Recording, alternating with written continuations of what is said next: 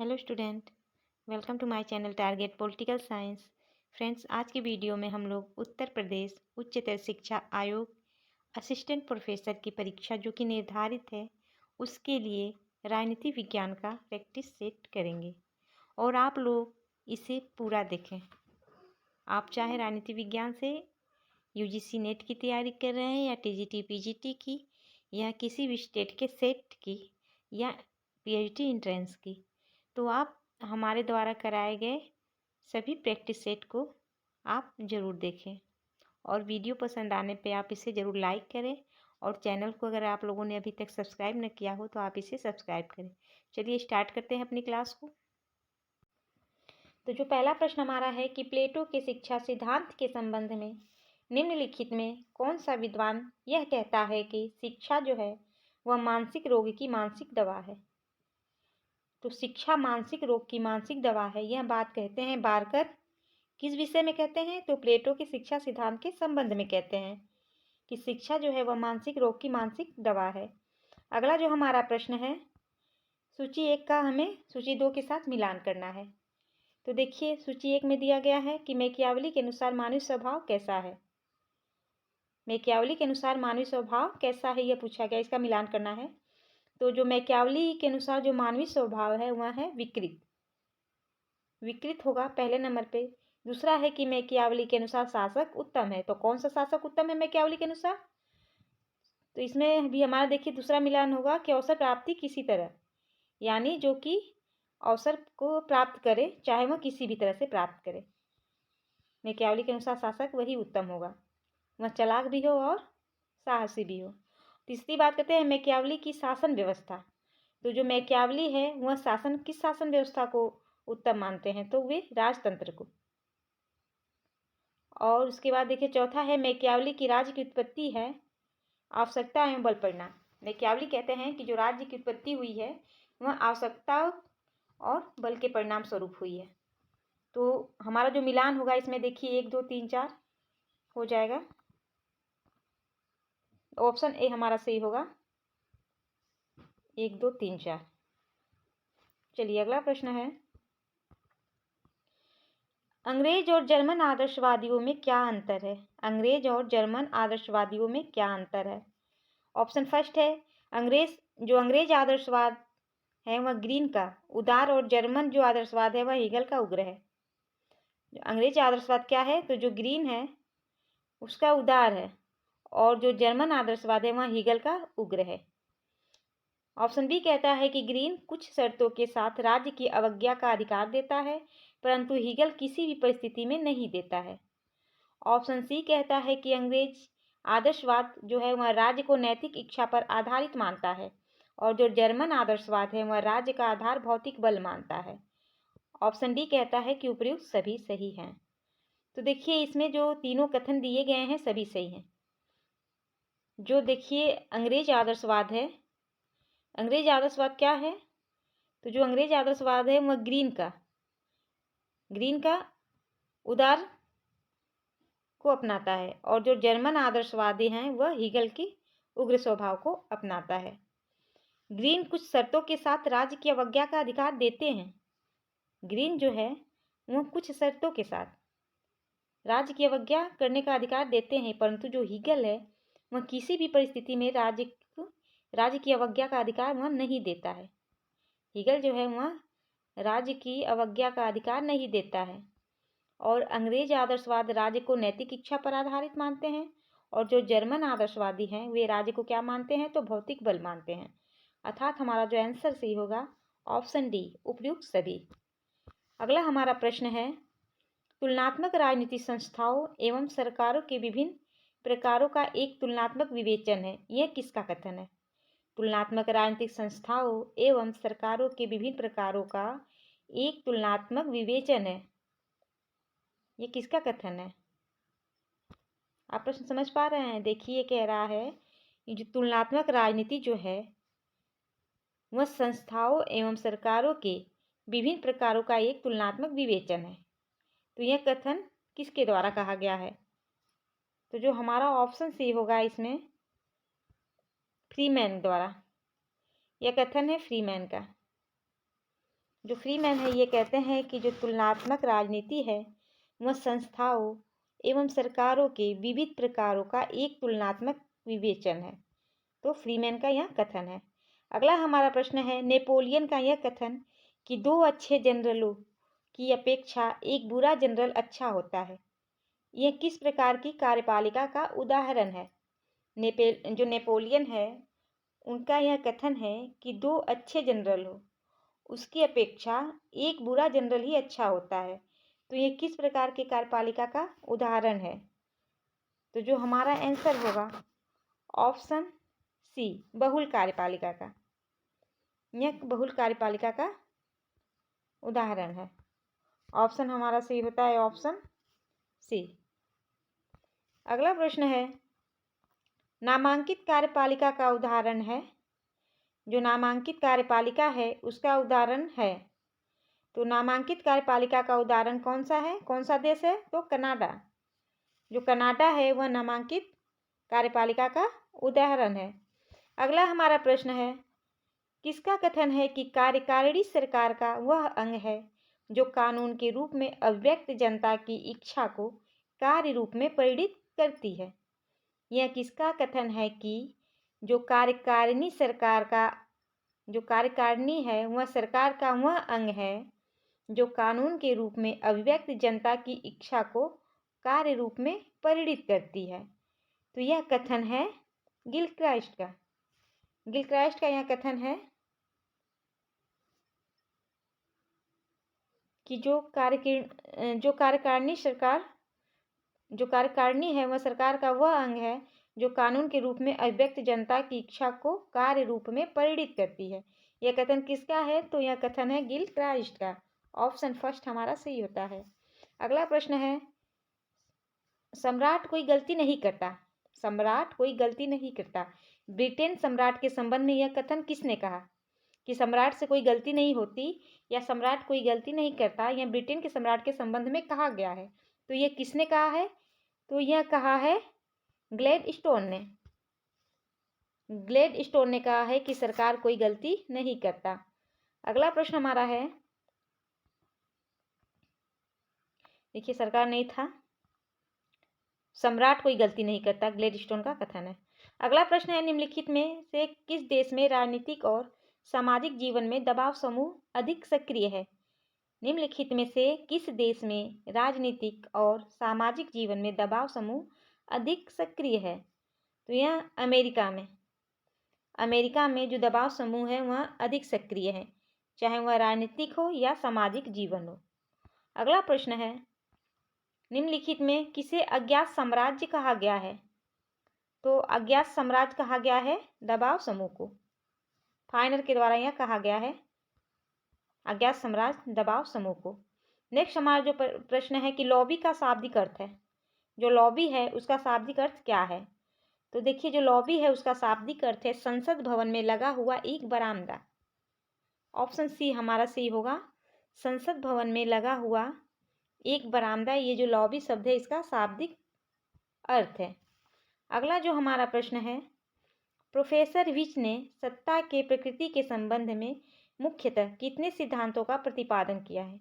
Professor विच ने सत्ता की प्रकृति के संबंध में मुख्यतः कितने सिद्धांतों का प्रतिपादन किया है?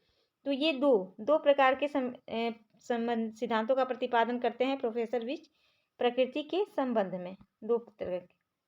अगला जो हमारा प्रश्न है, किसने कहा कि प्राकृतिक अधिकारों का सिद्धांत एक बकवास है? किसने कहा कि जो प्राकृतिक अधिकारों का सिद्धांत है वह एक बकवास है? तो यह कहते हैं बेंथम। बेंथम ने प्राकृतिक अधिकारों के सिद्धांत को बकवास कहा है। अगला जो हमारा प्रश्न है, किसने कहा कि प्राकृतिक अधिकार, देखिए यह प्रश्न रिपीट हो गया है। अगला प्रश्न है, जब संप्रभुता सही हाथों में विद्यमान होती है तो स्वतंत्रता बढ़ जाती है। जब संप्रभुता सही हाथों में विद्यमान होती है तो स्वतंत्रता बढ़ जाती है। यह कथन किसका है? तो यह कथन है बर्लिन का। बर्लिन कहते हैं कि जब संप्रभुता सही हाथों में विद्यमान होती है तो स्वतंत्रता क्या होती है? बढ़ जाती है। यह कथन है बर्लिन का। नेक्स्ट जो हमारा प्रश्न है, प्रभुसत्ता नागरिकों तथा प्रजागणों पर राज्य की एक सर्वोच्च शक्ति होती है जिसके ऊपर विधियां का कोई नियंत्रण नहीं होता। प्रभुसत्ता जो है वह नागरिकों तथा प्रजागणों पर राज्य की एक सर्वोच्च शक्ति होती है जिसके ऊपर विधियों का कोई नियंत्रण नहीं होता। तो यह कथन किसका है? यह कथन है बोधा का। यह कथन है बोधा का। ऑप्शन सी हमारा सही होगा। अगला प्रश्न है, निम्न में से कौन उत्तर नौकरशाही सिद्धांत का प्रवर्तक था? निम्न में से कौन उत्तर नौकरशाही सिद्धांत का क्या था? तो प्रवर्तक था। तो प्रवर्तक कौन था? वारेन बेनिस थे। ऑप्शन सी हमारा सही होगा। वारेन बेनिस जो है वह उत्तर नौकरशाही सिद्धांत के प्रवर्तक थे। अगला जो हमारा प्रश्न है, निम्न में कौन से जो समिति आयोग ने निम्न में से किस समिति आयोग ने केंद्रीय एवं राज्य स्तर पर केंद्रीय लोक सेवा अधिकरण और राज्य लोक सेवा अधिकरण के गठन का सुझाव दिया था? वह कौन समिति है या आयोग है जिसने केंद्रीय एवं राज्य स्तर पर केंद्रीय लोक सेवा अधिकरण केंद्रीय एवं राज्य स्तर पर केंद्रीय लोक सेवा अधिकरण और राज्य लोक सेवा अधिकरण के गठन का सुझाव दिया? वह समिति थी, ऑप्शन हमारा इसमें सही होता है डी, द्वितीय प्रशासनिक सुधार आयोग द्वारा यह सुझाव दिया गया था, द्वितीय प्रशासनिक सुधार आयोग द्वारा। अगला जो हमारा प्रश्न है, ऐसे महत्वपूर्ण निर्णय जिनमें नीति से महत्वपूर्ण विचलन शामिल है अथवा जहां नीति स्पष्ट नहीं है उनके कारण लिखकर उसमें संलग्न किया जाना चाहिए। यह सिफारिश निम्नलिखित में से किसके द्वारा की गई थी? ऐसे महत्वपूर्ण निर्णय जिनमें नीति से महत्वपूर्ण विचलन शामिल है अथवा जहां नीति स्पष्ट नहीं है उनके कारण लिखकर उसमें संलग्न किया जाना चाहिए। यह सिफारिश किसके द्वारा की गई थी? तो देखिए, यह जो सिफारिश की गई थी प्रथम प्रशासनिक सुधार आयोग द्वारा की गई थी। हमारा ऑप्शन सी होगा ए, प्रथम प्रशासनिक सुधार आयोग द्वारा। अगला जो हमारा प्रश्न है, स्थानीय निकायों के बारे में निम्नलिखित कथनों में से कौन सा कथन सही है? स्थानीय निकायों के बारे में निम्नलिखित में से कौन सा कथन सही है? देखिए, पहला है कि राज्य और केंद्रीय वित्त आयोग की सिफारिशों की समकालीन अवधि नहीं है। ऑप्शन सेकंड कहता है कि स्थानीय निकायों की शक्तियों, अधिकारों और उत्तरदायित्व में स्पष्टता की कमी है। थर्ड कहता है कि पंचायती राज संस्थाओं द्वारा राजस्व के लिए अल्प प्रयास। और ऑप्शन फोर कहता है करों के संग्रहण के लिए प्रशासनिक तंत्र की कमी। तो देखिए, इसमें जो हमारा सही होगा, ये चारों कथन जो है ये सही होंगे। उपयुक्त सभी सही है। किस विषय में सही है? तो स्थानीय निकायों के बारे में सही है कि राज्य और केंद्रीय वित्त आयोग की सिफारिशों में समकालीन अवधि नहीं है। स्थानीय निकायों की शक्तियों, अधिकारों और उत्तरदायित्व में स्पष्टता की कमी है। पंचायती राज संस्थाओं द्वारा राजस्व के लिए अल्प प्रयास और करों के संग्रहण के लिए प्रशासनिक तंत्र की कमी। तो यह उपयुक्त सभी होगा। ऑप्शन देखिए, उपयुक्त सभी होगा हमारा आंसर जो होगा। अगला प्रश्न है, निम्नलिखित में किस आयोग ने यह सिफारिश की कि जिला परिषद के रूप में जिला स्तर पर एक ऐसे समेकित शासन संरचना होनी चाहिए जिसमें शहरी तथा ग्रामीण दोनों क्षेत्रों का प्रतिनिधित्व हो? तो यह किस आयोग के द्वारा यह सिफारिश की गई थी कि जिला परिषद के रूप में जिला स्तर पर एक ऐसी समेकित शासन संरचना होनी चाहिए जिसमें शहरी तथा ग्रामीण दोनों क्षेत्रों का प्रतिनिधित्व हो? तो यह सिफारिश किस आयोग के द्वारा की गई थी? तो यह द्वितीय प्रशासनिक सुधार आयोग के द्वारा की गई थी। द्वितीय प्रशासनिक सुधार आयोग के द्वारा यह की गई थी सिफारिश की जो जिला परिषद के रूप में जिला स्तर पर एक ऐसी समेकित शासन संरचना होनी चाहिए जिसमें शहरी तथा ग्रामीण दोनों क्षेत्रों का प्रतिनिधित्व हो। यह बात की थी द्वितीय प्रशासनिक सुधार आयोग ने। जो अगला हमारा प्रश्न है, व्यय सुधार आयोग जो कि 2000 का है के अनुसार सभी श्रेणियों में सीधी भर्ती योजना की तैयारी एक ऐसे स्क्रीनिंग समिति द्वारा की जानी चाहिए जिसमें निम्नलिखित सदस्य हों। तो कौन कौन से सदस्य हों? संबंधित जो मंत्रालय है उसका सचिव हो, कार्मिक विभाग का प्रतिनिधि हो और व्यय विभाग का प्रतिनिधि उसमें सम्मिलित हो। तो जो संबंधित मंत्रालय का सचिव, कार्मिक विभाग का प्रतिनिधि, व्यय विभाग का प्रतिनिधि। जो संबंधित मंत्रालय का प्रभारी मंत्री है ये इसमें सम्मिलित नहीं होगा। तो हमारा ऑप्शन सी होगा बी, 1, 2 और 3। अगला जो हमारा प्रश्न है, देखिए एक ही क्वेश्चन 2 बार हो रहा है बार। अगला प्रश्न है, लोक लेखा समिति के बारे में निम्न में से क्या सही है? लोक लेखा समिति के बारे में निम्न में से क्या सही है? तो देखिए लोक लेखा समिति के बारे में, इसमें संसद के दोनों सदनों के सदस्य सम्मिलित होते हैं, ये सही है।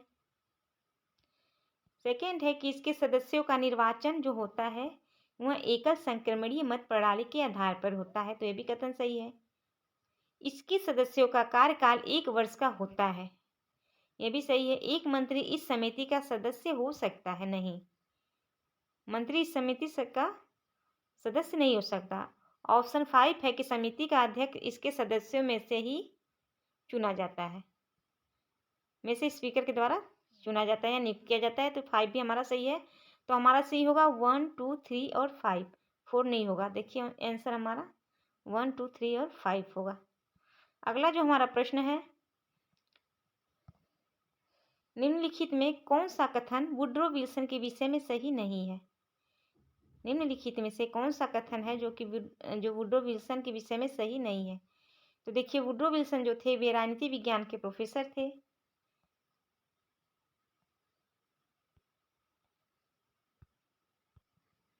वे अमेरिका के राष्ट्रपति थे। वे लोक प्रशासन में प्रथम तुलनावादी थे। American society for public administration के अध्यक्ष थे, तो ये नहीं होगा। इसमें क्या पूछा गया है कि वुड्रो विल्सन के विषय में क्या सही नहीं है? तो जो ऑप्शन डी है कि American society for public administration के अध्यक्ष थे, तो यह सही नहीं है। तो ऑप्शन डी हमारा इसमें सही होगा। चलिए अगला प्रश्न है, लॉर्ड रिपन का स्थानीय स्वशासन पर प्रस्ताव कब अंगीकार किया गया? तो स्थानीय स्वशासन पर प्रस्ताव कब अपनाया गया या अंगीकार किया गया? तो हमारा ऑप्शन सही होगा इसमें ऑप्शन सी, 18 मई 1882 में। 18 मई 1882 को लॉर्ड रिपन का स्थानीय स्वशासन पर प्रस्ताव अंगीकार किया गया, 18 मई 1882, ऑप्शन सी। अगला प्रश्न है कि निम्नलिखित में से किसे भारत के संविधान की 11वीं अनुसूची में शामिल नहीं किया गया है? तो आर्थिक एवं सामाजिक विकास के लिए नियोजन, ये सम्मिलित है। देखिए इसमें क्या पूछा गया है, नहीं सम्मिलित है ना। तो आर्थिक एवं सामाजिक विकास के लिए नियोजन ये सम्मिलित नहीं है, ऑप्शन फर्स्ट हमारा सही होगा। 11वीं अनुसूची में यह सम्मिलित नहीं है, आर्थिक एवं सामाजिक विकास के लिए नियोजन। 11वीं, बाकी सब देखिए गैर पारंपरिक ऊर्जा स्रोत, जो गरीबी प्रशासन कार्यक्रम है और तकनीकी प्रशिक्षण तथा व्यावसायिक शिक्षा की बात की गई है 11वीं अनुसूची में। और जो सम्मिलित नहीं है ऑप्शन ए, आर्थिक एवं सामाजिक विकास के लिए नियोजन। अगला प्रश्न है पीके, देखिए थुंगल देखिए पीके यहाँ थुंगल होगा। थुंगल समिति की सिफारिश इनमें से कौन सी है? तो जो पीके थुंगल समिति की सिफारिश थी इनमें से कौन कौन सी, यही पूछा गया है। तो देखिए पंचायती राज निकायों के लिए 5 वर्षों का कार्यकाल, ये सिफारिश की गई थी जो पीके थुंगल समिति थी। उसके बाद पंचायती राज निकायों को 6 माह से अधिक भंग स्थिति में नहीं रहना चाहिए, इसकी भी सिफारिश इस समिति के द्वारा की गई थी। जिलाधीशों को जिला परिषद का सीईओ बनाना चाहिए, ये भी बात की गई थी। और राज्य वित्त आयोग का गठन करने की भी बात की गई थी थुंगन समिति के द्वारा। तो हमारा ऑप्शन सी होगा इसमें सभी 1, 2, 3, 4 चारों कथन इसमें सही है। जो थुंगल समिति थी, पीके थुंगल समिति, इन्होंने जो सिफारिश की थी उनमें ये चारों कथन सही सम्मिलित है। वे कहते हैं की थी उन्होंने जो सिफारिश है उसमें पंचायती राज निकायों के लिए 5 वर्षों का कार्यकाल की बात की थी। पंचायत राज निकायों को 6 माह से अधिक जो स्थिति है खाली या भंग स्थिति में नहीं रहना चाहिए। जिलाधीशों को जिला परिषद का सीईओ बनाना चाहिए और राज्य वित्त आयोग का गठन करना चाहिए। तो ऑप्शन चारों हमारा सही होता है इसमें। अगला प्रश्न है राष्ट्रीय राजधानी क्षेत्र योजना बोर्ड। राष्ट्रीय राजधानी क्षेत्र योजना बोर्ड क्या है? तो देखिए, जो राष्ट्रीय राजधानी क्षेत्र योजना बोर्ड है वह एक वैधानिक या कानून आधारित क्या है, संस्था है। तो ऑप्शन ए सही होगा हमारा, कि जो राष्ट्रीय राजधानी क्षेत्र योजना बोर्ड है वह एक वैधानिक या कानून आधारित संस्था है। अगला हमारा प्रश्न है कि सामुदायिक विकास कार्यक्रम किसकी अनुशंसा पर प्रारंभ किया गया था? सामुदायिक विकास कार्यक्रम जो है वह किसकी अनुशंसा पर प्रारंभ किया गया था? तो कृष्णाचारी समिति की अनुशंसा पर सामुदायिक विकास कार्यक्रम जो है वह प्रारंभ किया गया था। अगला हमारा प्रश्न है संयुक्त राष्ट्र को महासभा ने निम्नलिखित में से किस वर्ष में विकलांग व्यक्तियों के अधिकारों पर कन्वेंशन अंगीकृत किया गया? संयुक्त राष्ट्र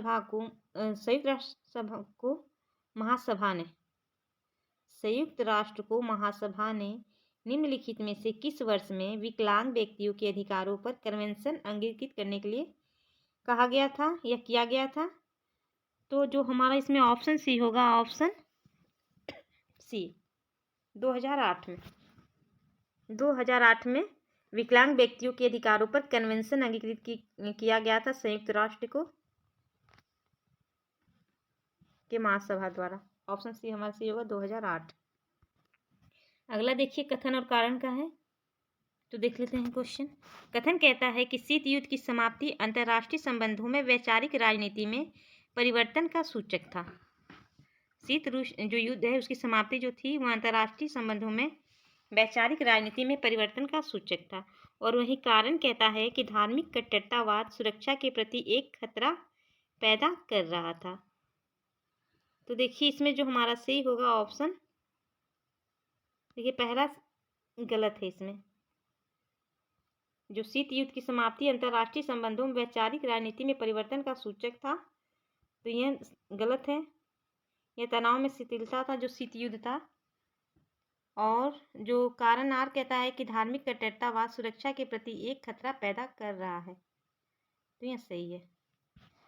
यानी ए गलत है और जो आर है वह सही है। कथन गलत है और जो कारण है वह ऑप्शन हमारा सही होगा। इसमें